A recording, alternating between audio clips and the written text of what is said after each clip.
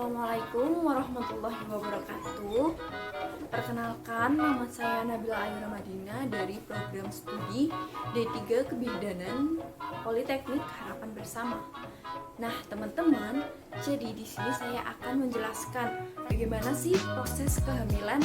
Teman-teman, sebelum terjadi pembuahan, ada dua unsur penting nih yang harus diperhatikan, yaitu sel telur dan sperma. Apabila tidak ada kedua unsur tersebut, maka tidak akan terjadi pembuahan atau konsepsi. Nah, teman-teman sudah tahu belum apa sih konsepsi itu? Jadi, konsepsi disebut juga dengan fertilisasi atau pembuahan, yaitu peristiwa bertemunya sel telur atau ovum dan sperma. Peristiwa konsepsi terjadi di ampula tuba. Pada hari ke-11 sampai 14 terjadi ovulasi dari siklus menstruasi normal wanita. Nah, setiap bulan wanita akan melepaskan satu sel telur yang sudah matang dari salah satu ovarium. Proses tersebut dinamakan dengan ovulasi.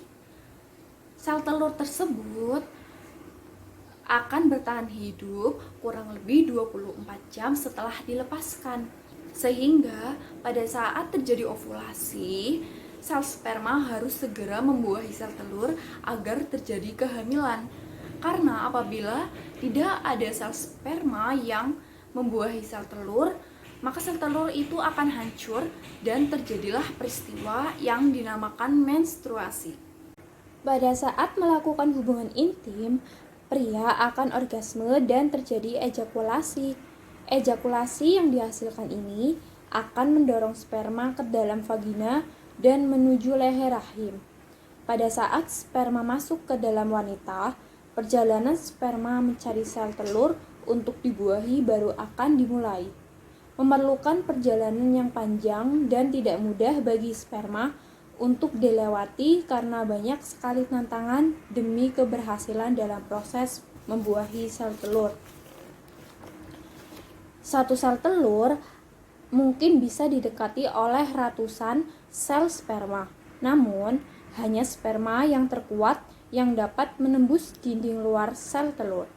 Ketika ada satu sel sperma yang mampu mencapai inti sel telur, maka sel telur akan melakukan pertahanan diri untuk mencegah sel sperma lain masuk ke dalam dan akhirnya terjadilah pembuahan atau konsepsi.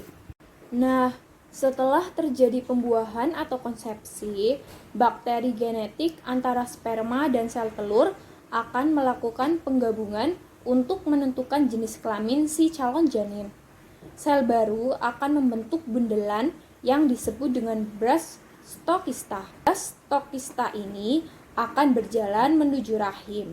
Setelah itu, akan menempel pada dinding rahim yang kemudian berkembang menjadi embrio dan plasenta. Kemudian, janin akan berkembang dan terus berkembang. Nah, teman-teman, itulah bagaimana proses kehamilan terjadi. Semoga teman-teman menikmati dan jelas tentang apa yang saya sampaikan. Terima kasih. Wassalamualaikum warahmatullahi wabarakatuh.